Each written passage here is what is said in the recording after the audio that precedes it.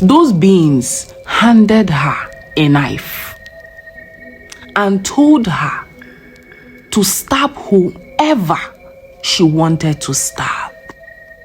And in that dream, due to she slept crying, in that dream, she was still crying. The feeling was still there, present in that dream. She stabbed the two brothers of the husband that denied her access to that land and few other attachment things her husband left for her.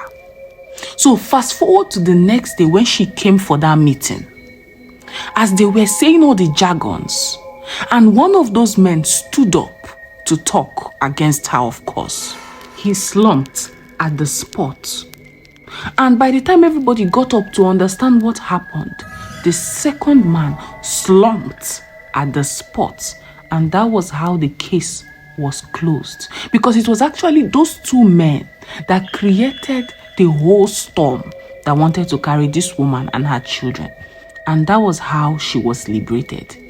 And she didn't even know it was what happened last night that led to their deaths. It was years later she narrated this story to a close friend of hers who is a pastor. There are some people you would do things to.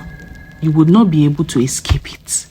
There are some people you feel, okay, you can escape it. But there is always something called death and what comes after death. So karma must be served. And penalty must be served. So, be careful with what you do to people. Now, back to Philo.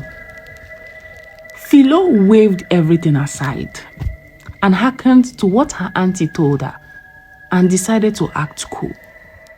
She continued using that item or those items. She decided to grow more in this new place she was. She started with a small umbrella. And gradually, it grew.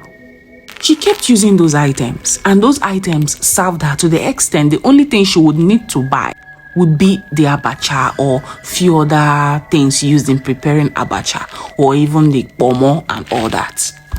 Along the line, she also added few African dishes too, but abacha was the trademark in respect to her late mom.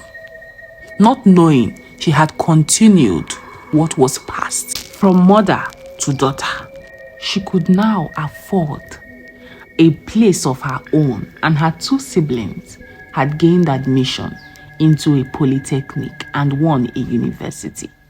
So things were going smoothly. Along the line, that her auntie died and left everything in the hands of Philo.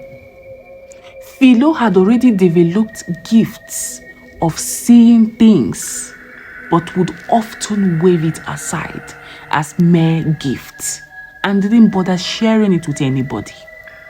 One of the days she was visited by one of those women she saw in the bush that had the head of an owl.